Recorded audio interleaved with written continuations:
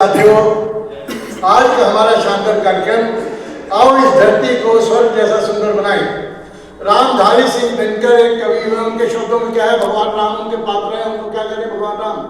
संदेश जहां मैं नहीं स्वर्ग का लाया हूँ, इस धरती को ही स्वर्ग बनाने आया हूँ।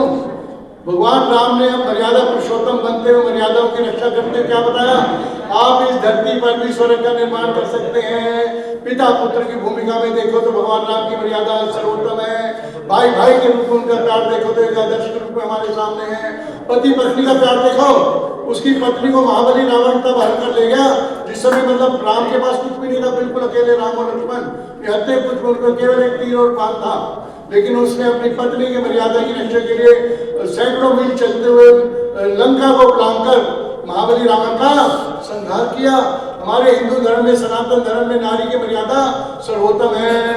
साथियों, आज हम बात करेंगे कि कई बार स्वामी प्रेमानंद जी को आप हम सुनते हैं, देखते हैं क्या बोल रहे हैं वहाँ पर प्रश्न पूछते हैं कि एक व्यक्ति बहुत ज्यादा जीवन में परेशानियों में है, तरह तरह की बीमारियां आ रही है, परिवार में एक्सीडेंट हो रहे हैं, क्या कर रहे हैं, वो कहते हैं भगवान कृष्ण की गीता को पढ़ो।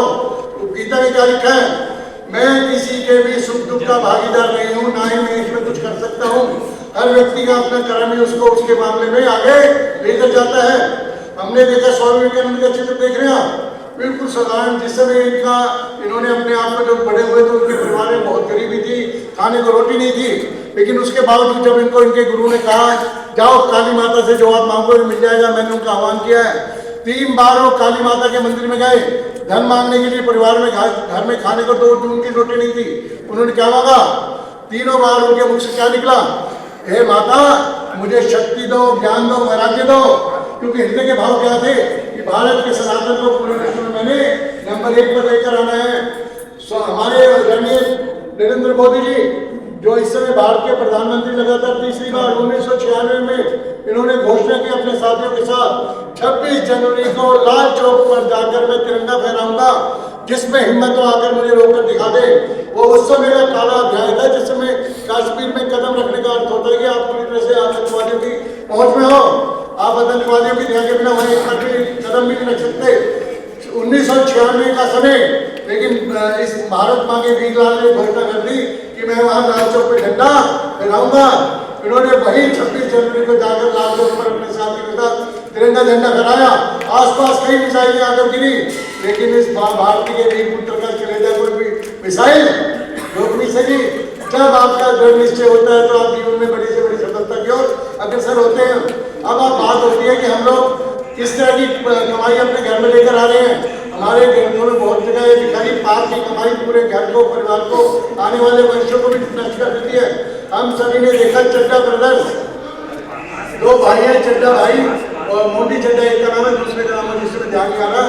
दोनों नोएडा में एक फार्म हाउस में बैठे हुए हैं। उनके पास 10-10 हजार करोड़ की जो कैपिटल पहले है, कितनी है, 10-10 हजार करोड़ दोनों के मालिक हैं। एक 800 गज का बगीचा उन्होंने 2 दिन पहले लिया है। अब बड़ा भाई कहता है मुझे चाहिए, छोटा भाई कहता है मुझे चाहिए। विवाद बढ़ा, बड़े भाई ने छोटे भाई को पिस्टल निकालकर गोली मार दी, वहीं पर मर गया। छोटे भाई के गनमैन ने पिस्तौल निकाला और बड़े भाई को मार दिया। दोनों भाई एट द स्पॉट डेथ हो गई और धरती और सारा सामान वहीं पड़ा है। कारण क्या था, वो कमाई पाप की थी।